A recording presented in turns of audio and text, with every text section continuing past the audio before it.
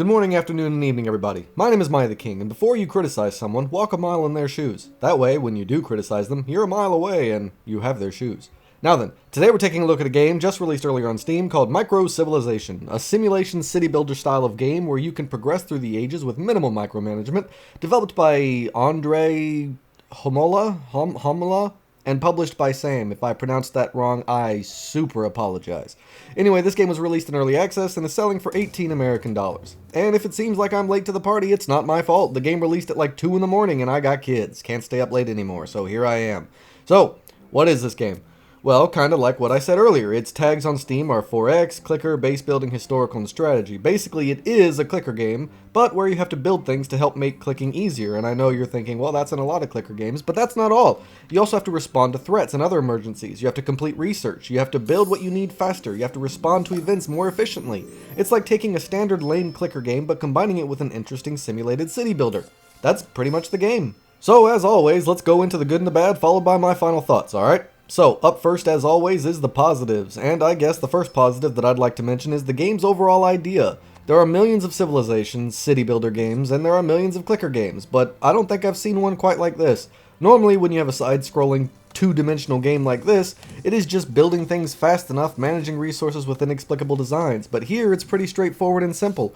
Food and resources click together, or build things and research things to have it go on its own faster. But honestly, I think the coolest idea of this game that this one offers here are various things to participate in and to witness, because it has half a dozen different eras to play in, right? So basically you have cavemen, medieval, renaissance, and modern day. Maybe I missed one, but you still get the gist of what I'm talking about. And in each of those there's a different crisis, a different style of play, and even though it all centers around the clicker aspect, the fact that each era has different stuff and plays differently with different visuals and sounds and everything else gives this game a new form of diverse experience the longer you play. Next up for the positives is the gameplay. Despite it being a clicker, it's still very interesting. I normally don't like clicker games. They just seem pointless to me. However, in this game there's far more to do than just clicking. You have different generals and heroes that you can recruit, and each one provides different bonuses for you to assign to your government. Then you've got the different buildings you need to build to help you prosper. Some buildings offer certain bonuses, while others help you during conflicts. When you have a conflict, you basically have to defeat it before it defeats you. See this? This is how your conflicts will happen. As the little arrow right there at the bottom moves left, it has a chance of killing your people, burning your houses, or destroying your workshops. You, in turn, can build troops or defensive structures to fight them off in the form of the large red bar above. Right there, see that? You have to defeat them before they defeat you. Get it? And then you've got the map. See this? This map is basically like a conquering map. You can go to other tiles, send out your little mob of people, and then go to that tile and make choices and conquer. Once you've done this enough, you can turn this tile into something beneficial to your kingdom, like an extra village or farmland or something. So if you wanted to create your own warrior race like the Saiyans, Mandalorians, or Krogans, then you could do that, and I love doing that. Plus the research and other decisions you get to make throughout the game of developing your civilization also allows you to focus on that kind of stuff. All in all, the gameplay has very little management, with simplistic gameplay and overreaching possibilities of interesting consequences. But the simplistic gameplay and minor management are in no way a detriment to the game. It keeps things moving at a decent enough pace, most of the time, that you're never really bored. Something is always happening, and there's always something for you to do despite it being a clicker game, and I think that's why I'm enjoying it. The next positive I'd like to talk about is the user interface and controls. While you can use a mouse to play, you can also use keyboard shortcuts, which is way better than using the mouse, believe me.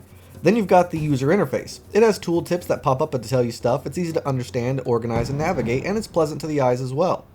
The next positive I'd like to talk about is the overall look of the game. Now don't get me wrong, it's not next-gen graphics or anything, however the art style is really interesting and unique and pleasant to look at all around.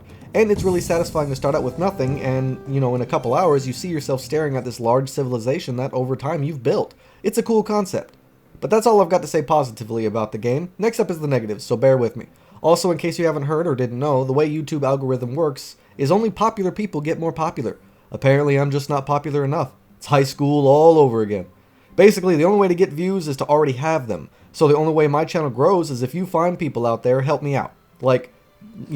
Like the video, subscribe to the kingdom, and share my content. And when I say kingdom, I mean my channel, MiAh the King, you get it. And share my content and my channel online at various places, to include but not limited to social media. Doing this helps me out a lot more than you may think, so I'd really appreciate it if you could help my channel grow. Thank you. Now then, on to the negatives, and if you happen to hear any kind of bells or jingling or whatever in the background, that's my dog, because for some reason, every time I'm recording, that's the moment she decides to wake up and start walking around, and her collar is really loud. Anyway, back to the negatives, and I honestly don't have much to say here. So I'm going to be trying to nitpick. Okay, so the biggest issue for me, you may have noticed by now that I'm playing this game in windowed mode. I never do this, so why am I doing it now? Well, that's simple. This early access game is broken. Gasp! I know, right? How could that be? Well, I don't know. All I do know is that when I try to open this game in full screen mode, my mouse just disappears. It ceases to exist. And despite it having keyboard shortcuts, you do still need your mouse to click on a lot of various things and to navigate. And without my mouse, I couldn't play. Now luckily for me, I did manage to finagle a windowed mode, and it allowed me to have my mouse back. But devs, or dev, or whoever is making this game, seriously, fix this, please. With this kind of bug, it makes me wonder what other kind of bugs this game has. Like, I got 2 fires in a row. Is that a bug, or was that just a bad development decision? Because that didn't seem fair at all. It destroyed my civilization, like literally one fire right after another, not even a second of time passed in between them. Like, what the hell? So in conclusion, it's still a bit buggy, and you should keep that in mind while you're going in. Let's see, what else? Oh, so the game is kind of misleading. I mean, it says that you can progress throughout the ages from cavemen to supercomputers, and don't get me wrong, you can, but it doesn't quite work the way you might think. Every time you get to a certain point, you have to unlock the next era, the next stage, from cavemen to medieval, right? But then the game starts all over again. So now you got to start all over again, keeping only your generals, and now, if you play long enough, you can progress to the next era. It's a little frustrating that you're going to have to restart your game like 6 times to get all the way to the modern era, and I wish they had just chosen to do that a bit differently. To me, it feels like just a way to prolong the game, but again, a minor nitpick in my personal opinion because, I mean, the gameplay's not terrible, and when you restart, you have more knowledge and experience and you can play the game better, so it's not the worst idea ever, but it is a little bit annoying to know that every time I unlock the next stage, I'm going to have to reset. And last but not least for the negatives is the sound. Now don't get me wrong, the music is very nice, and it's perfect background music for a passive game like this.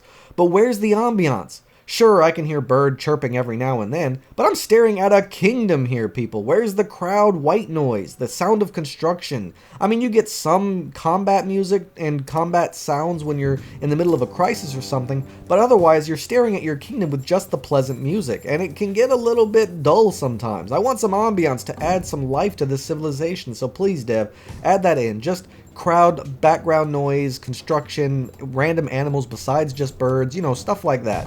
Oh, and I'd like to mention another thing that I hope that gets added. Only some buildings will pop up in your kingdom when you build them, like that you can see.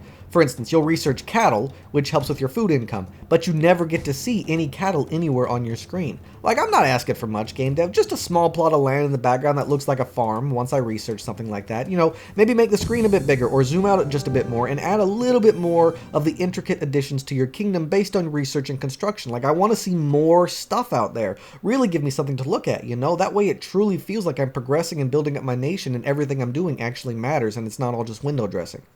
Okay, so that's all I got to say about the pros and the cons. My final thoughts?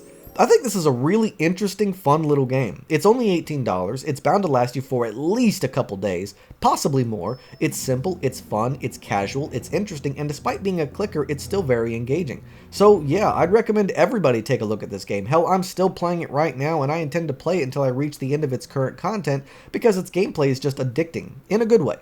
If you love simulations, city builders, or stuff like that, then this is a must-buy. If not, well, if it even looks a little bit interesting, I'd still say give it a try. Alright, everybody? Alright, so that's all the time I got for this video today. Thanks so much to everybody who watched till the end. If you have any questions or concerns, please let me know in the comments down below. Don't forget to like and subscribe, and I can't wait to see you all again on my next adventure. So until then, I bid you all farewell.